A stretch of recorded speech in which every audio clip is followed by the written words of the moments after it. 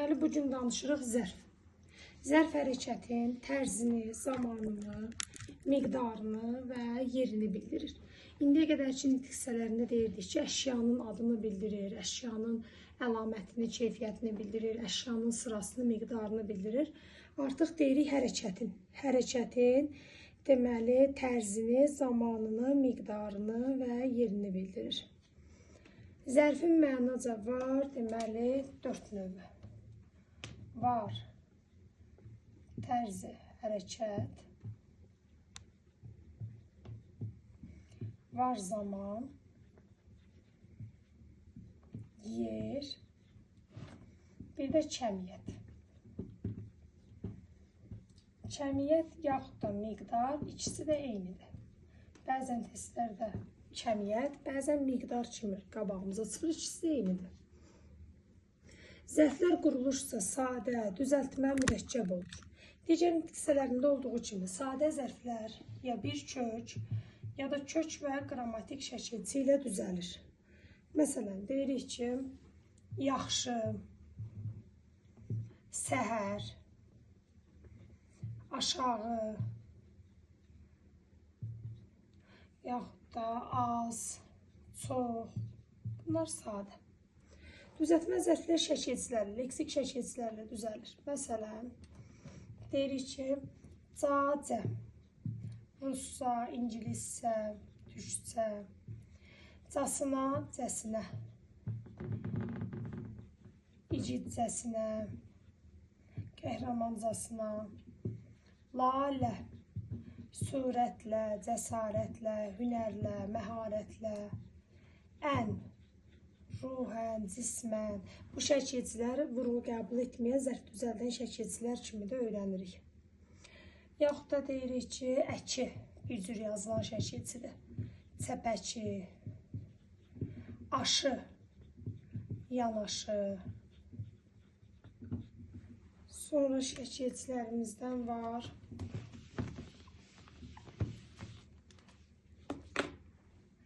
Dadə. Yayda, qışda, baharda, payızda, damdən, birdən, hərdən, ucadan, çoxdan, yaxud da cə, bircə. Sonra varımızda lıqliç, luqlüç, həmişəlik, həmişəlik, indilik, anə, yanə, anə, yanə, dahiyanə, dahiyanə. Deməli, bunlar zərf düzəldən leksik şəkilçilərimizdir.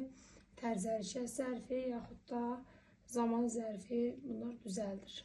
Baxın, dadə, damdən şəkilçisini hal şəkilçiləri ilə amonim kimi öyrənmişdik. Dadə zaman bildirən sözlərə qoşulanda leksik şəkilçi olur. Məsələn, yay, qış, bahar, payız, il, həftə, gün.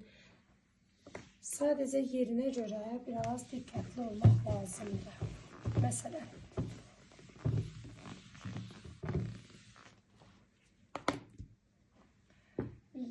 desəm ki, məsələn, həftədə, ildə, ayda, gündə. Bu sözlər həm zərf, həm isim olar. Yerinə görə. Desək ki, həftədə 7 gün var, nədə? İsimdir. Həftədə bizə gəlir, yəni hər həftə bizə gəlir, bu zaman zərfdir. İldə, məsələn də, 4 fəsil var, ildə. Nədə? İsimdir. İldə bu dərsləri təşkil edirik, nə zaman? Bu da zərfdir. Ayda 30 gün var, isimdir. Ayda test yazırıq, yəni ayda bir dəfə nə zaman? Bu zaman zərfdir. Gündə dayanma, yəni günəş olan yerdə, burada isimdir. Bir də deyirəm ki, gündə dərs oxuyur, nə zaman? Burada zərfdir. Damdən sözü, məsələn, bəzən sual yaradır. Yuxarıdan, aşağıdan, bu tipli sözlərdə Bəzən suallar yaranır ki, burada da leksik şəkilçisidirmi? Xeyr. Burada damdən sözü çıxışlı qalın şəkilçisidir. Yəni, bunlar qrammatikdir. Damdən tərz bildirəndə leksik olur. Məsələn, uca, ucadan nə tərzdə? Bərk, bərkdən nə tərzdə? Bir, birdən nə tərzdə? Hər, hərdən. Məsələn, zaman da yaradır. Nə zaman? Çox, çoxdan nə zaman? Amma yer zərflərinə qoşulanda damdən bu zaman deməli, bunlar qrammatik şəkilçisi sayılır. Bu zərf düzəldən şəkilçisi deyil. Burada hal şəkilçisidir. Sonra varımızdır mürəkkəb zərflərimiz. Mürəkkəb zərflər bitişik, defislə ayrı. Üç cür yazılır. Bitişik yazılanlara məsələn deyirik ki, dilucu cavab verdi, nə tərzdə? Yaxud da at üstü gəldi, nə tərzdə? Üzü aşağı gedir, haraya? Üzü yuxarıya qalxır, haraya? Defisdə yazılanlara deyə bilərik, səhər, axşam, gec, tez, daha sonra bir, beş.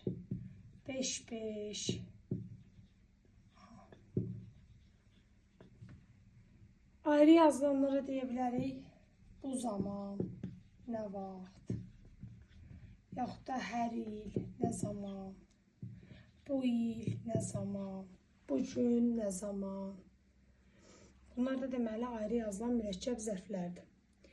Zərf ilə zərflik anlayışı bəzən qarışıq salınır. Zərf nitq hissəsidir, mənaca 4 növü var. Zərflik sintaksis bölməsində öyrənilir, cümlə üzvüdür, mənaca 6 növü var. Zərfi morfologiyada öyrənirik, zərfliyi sintaksisdə öyrənirik. Zərfin 4 növü, zərfliyin 6 növü var. Səbəb, məqsəd, zərfliyi var, zərfi yoxdur. Səbəb, məqsəd, zərfliyi olur, amma zərf olmur. Deməli, zərfdə 4 dənədir. Tərz hərəkət, zaman, miqdar, yer. Və hər növü də quruluşsa sadə, düzəltmə, mürəkkəb olur. Hər növü özlüyündə. Başlayırıq deməli tərz hərəkət zərflərindən.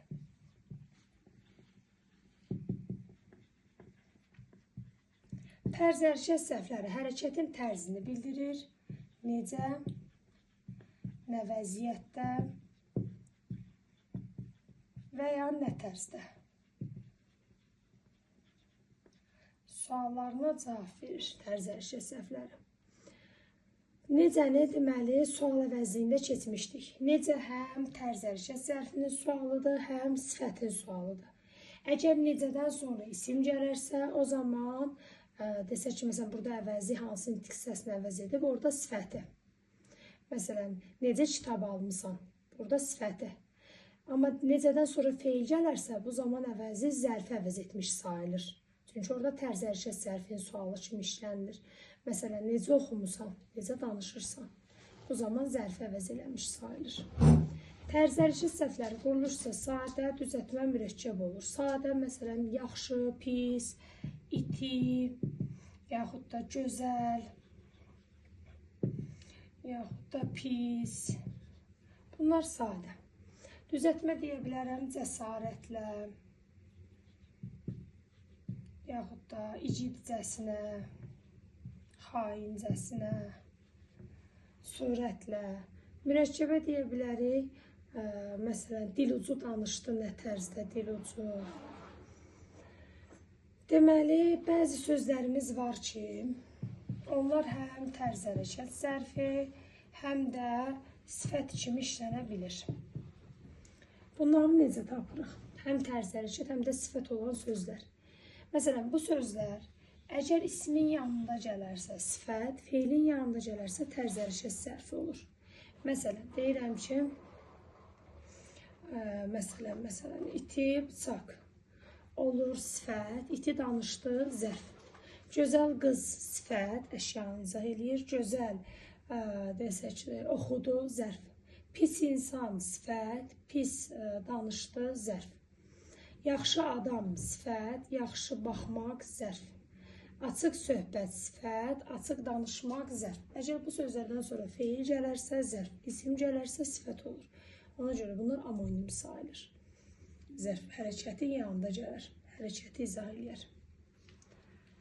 Daha sonra var ikinci növü olan zaman zərfləri.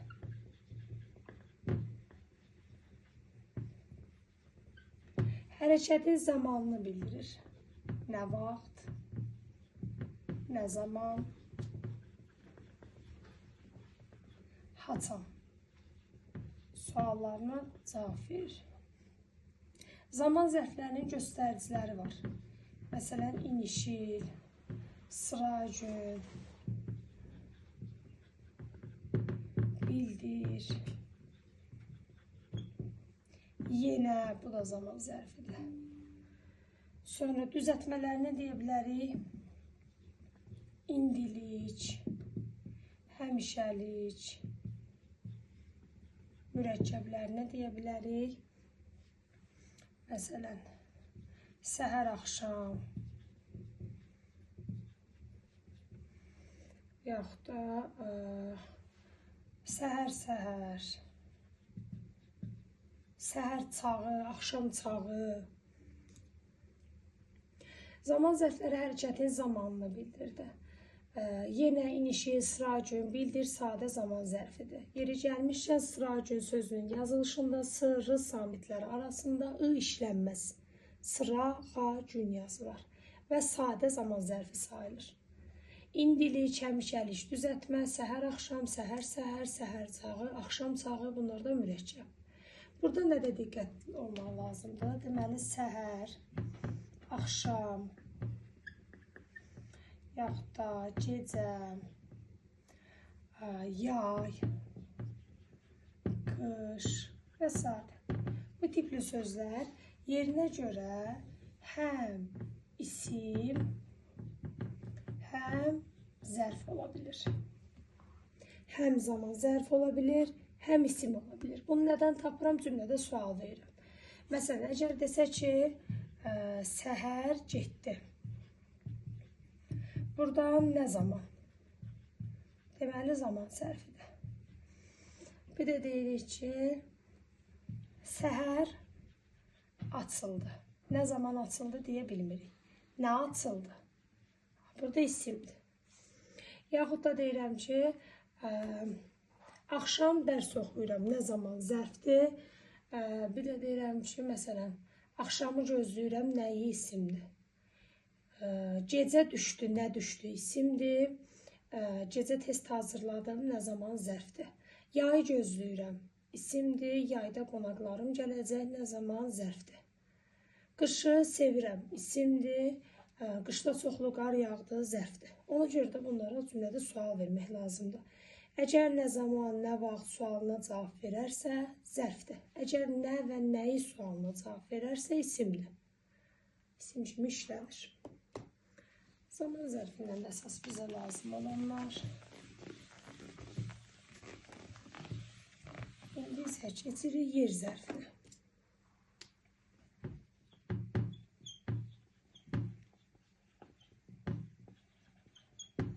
Yer zərfləri hərəkətin yerini bildirir. Harada, haradan, yaxud da haraya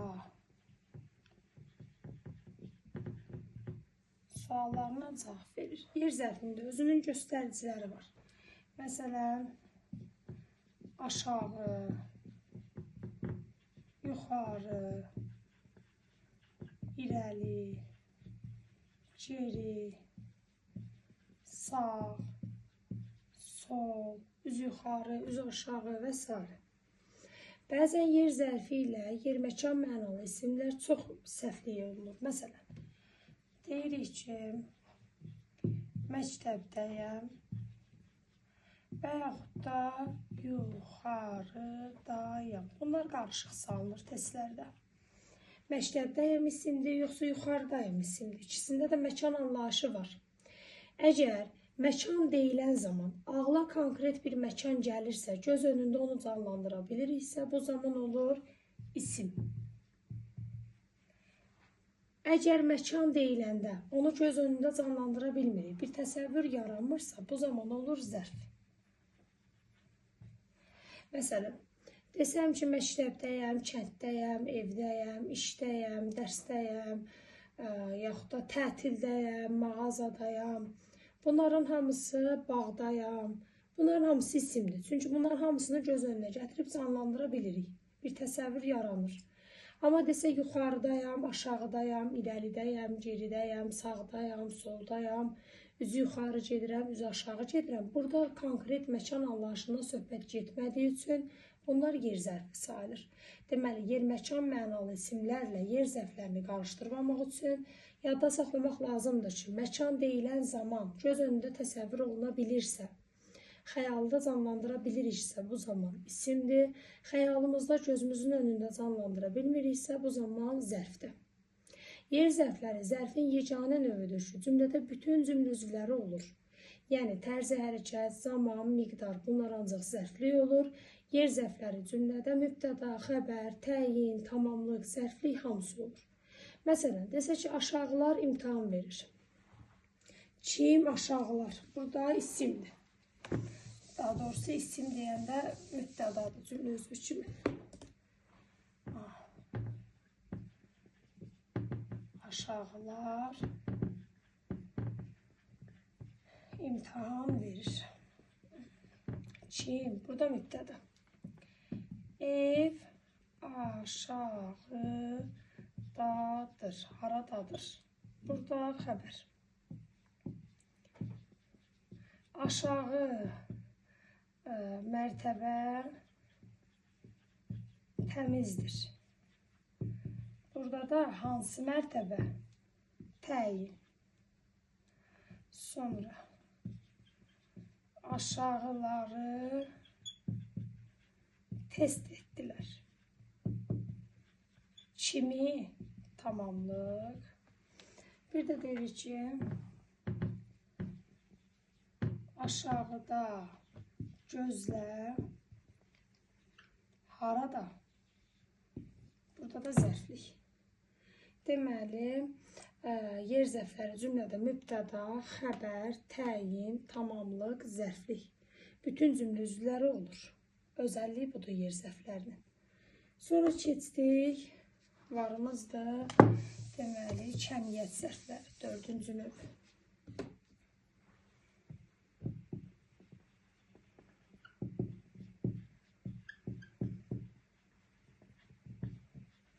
Kəmiyyət zərflərinə bəzən testlərdə adını miqdar kimi də görürük. Bu eyni anlayışdır.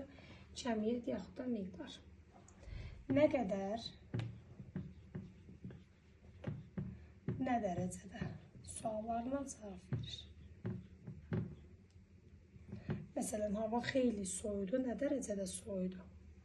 Kəmiyyət zərflərinin də sayla homonimliyi var. Say dərsində az, çox, xeyli, bir qədər, yaxud da biraz, azacıq, çoxlu. Bu sözlərdən söz açmışdıq ki, bunlar həm zərf, həm say kimi gedər. Bu sözlərdən sonra feil gələrsə zərf, isim gələrsə say gedər. Məsələn, az adam, az danışmaq, az adam say, az danışmaq zərf. Çox dərs, say, çox dinlədim, zərf.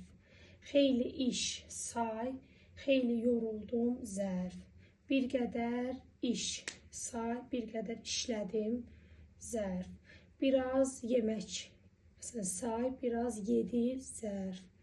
Azacıq aşım ağrımaz başım, say, azacıq danışdı, zərf. Çoxlu kitab, say, çoxlu yatdı, zərf. Bunlar həm zərf, həm də say kimi işlənə bilər. Hərəkətə aid olarsa zərf, əşyaya aid olarsa say olar. Kəmiyyət zərfləri də quruluşsa sadə, düzəltmə, mürəkkəb ola bilir. Məsələn, az, çox, xeyli, bunlar sadə. Düzəltməsini azacıq, azacıq, çoxlu, yaxud da tamamilə, dəfələrlə, bir də bütünlüklə.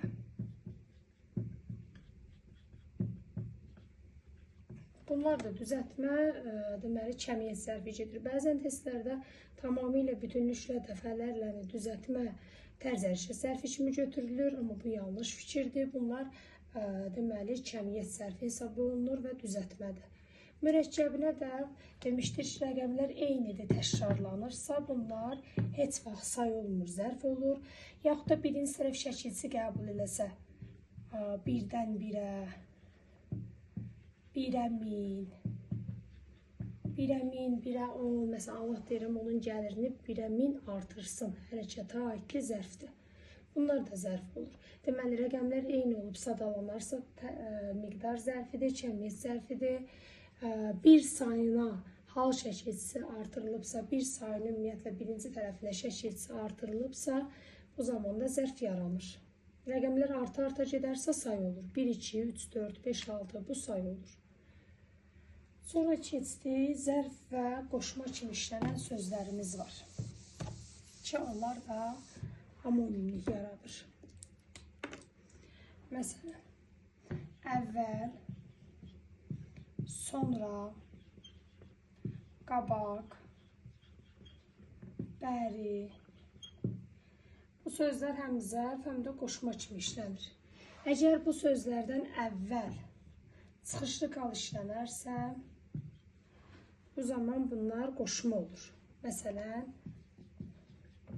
səndən əvvəl, səndən sonra, səndən qabaq, yaxud da dünəndən bəri. Bu zaman qoşma olur. Əgər bu sözlər çıxışlı qalla işlənməzsə, sərbəst işlənərsə zərf olur. Məsələn, əvvəl düşün, sonra danış.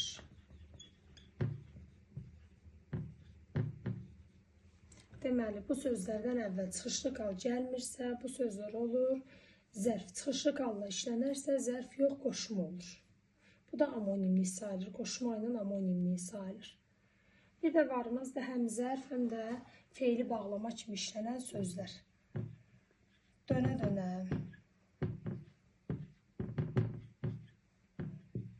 tikə-tikə, qoşa-qoşa. Bu sözlər zərf və feili bağlama olur. Onu nədən tapırıq? Əgər bu sözlərin hər birinə araq ərək şəkilçisi artıra biliriksə, feili bağlamadır cümlədə. Artıra bilmiriksə, cümlədə zərf kimi işlənib. Məsələn, deyirəm ki, maşın döngəyə dönə-dönə siqnal verdi. Dönərək siqnal verdi. Burada feili bağlama. Bir də deyirəm, bu dərsi sənə dönə-dönə danışmışam. Dəfələrlə danışmışam. Burada zərfdir. Anam əti tikə-tikə doğradı. Yəni, balaca-balaca, parça-parça. Burada zərfdir. Bir də deyirəm, anam paltar tikə-tikə danışırdı. Tikərək danışırdı. Burada feili bağlama. Ata arabaya qoşa-qoşa söhbət edirdi. Qoşaraq söhbət edirdi. Feili bağlama. Onlar sinifdə qoşa-qoşa oturdular. Burada cüt-cüt oturdular. Qoşaraq oturdular deyə bilmədiyim üçün cüt-cüt oturdular. Burada olacaq zərf. Deməli, dönə-dönə, tikə-tikə, qoşa-qoşaya. Araq artıra bilirəmsə cümlədə, yəni dönərək, qoşaraq, tikərək. Bu zaman olur feili bağlama. Yox, araq artıra bilmirəmsə, bu zaman məsələn dönə-dönənin yerinə dəfələrlə, tikə-tikənin yerinə balaca-balaca, parça-parça. Qoşa-qoşa sözünün yerinə deməli cüt-cüt qoya bilirəmsə, bu zaman olur zərf. Yaxşı. Bu sözlərdən başqa yerdə qalan hansı sözün sonu, məsələn, baxa, baxa, yaza, yaza, deyə, deyə. Məsələn, bunların hamısının sonu a, yaxud da ə şəkilçiləri ilə bitir. Bunlar hər zaman feili bağlama olur. Sona a, ə ilə bitənlər, məsələn, sevinə-sevinə, sevinərək, baxa-baxa, baxaraq, yaza-yaza, yazaraq, deyə-deyə, deyərək, gülə-gülə gülərək, ağlaya-ağlaya ağlayaraq, eşidə-eşidə eşidərək. Deməli, bu sözlərin hamısı feili bağlamadır. Cəmi içində 3 dənəsi olacaq zərf. Hansılar oldu? Dönə-dönə, qoşa-qoşa, tikə-tikə. Bunlar zərf olur yerinə görə. Bunlar da hər zaman zərf olmur yerinə görə. Yerdə qalan harda a, ə ilə bitən sözlər var. Hamısı feili bağlamaya gedir. Əgər dəqiqləşdirmək istəyirsinizsə, araq şəkilsi artırın. Əgər araq artıra bilirsinizsə, deməli feili bağlamadır. Araq ərək şəkilsi, baxaraq, yazaraq, deyərək, oynaya-oynaya, oynayaraq, dinləyə-dinləyə, dinləyərək. Deməli feili bağlamadır. Daha sonra bizim qabağımıza testlərdə çıxa bilər. Zərfin hansı növləri mütləq feilin yanında gəlməlidir, hərəkətə aid olmalıdır. Tərzi hərəkət zərfləri ilə tərzi hərəkət. Bir də kəmiyyət. Bunlar hərəkətin yanında gəlməyi mütləqdir. Niyə? Tərzi hərəkət zərfinə aid olan söz hərəkətin yanında gəlməzsə cümlədə sifət olma ehtimalı var. Kəmiyyət zərfi, yəni miqdara aid olan söz cümlədə feilin yanında gəlməzsə, bu zaman say olma ehtimalı var nitq hissəsi kimi. Ona görə də bu ikisinin feilin yanında gəlməyi şərtdir. Amma zaman zərfi, zaman və yer zərflərinin cümlədə yeri sərbəstdir. Çünki ayrıca göstəriciləri var. Səhər, axşam, gecə, gündüz, gec, tez. Yaxud da yer zərfin aşağı, yuxarı, irəli, geri, sağ, sol, ora, bura. Özünün özəl göstəriciləri olduğu üçün bunlar mütləq hərəkətin yanında gəlmək vacib deyil. Gəlməsə də olar. Yəni cümlənin əvvəlində, ortasında, sonunda gələ bilər. Zərf dedik ki, yer zərfləri cümlədə bütün cümlə üzvləri olur. Zərfin digər məna növləri yalnız cümlədə zərfli olur. Zaman zərflərinə demişdik ki, çı, çü şəkilsi qoşulanda sifət olur. Bunu səhv salmayın. Məsələn, səhərki, gecəki, təkrarən bir də bunları vurğulayıram.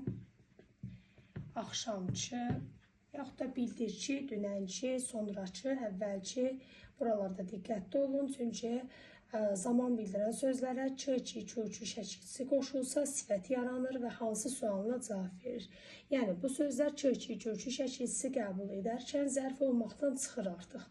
Bunlar sifət olmağa keçir. Bir də mürəkkəb zərfləri danışarkən unutdum.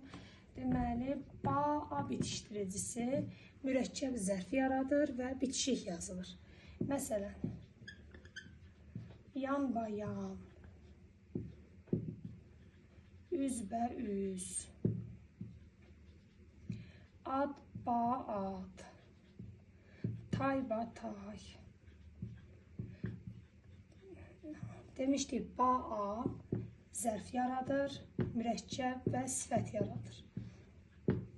Cəmi 4 sözdə mürəkkəb sifət yaradır. Növbə-növ, cürbəcür, rəng-bərəng, rəngarəng. Bu 4 sözdə mürəkkəb sifət yaradır.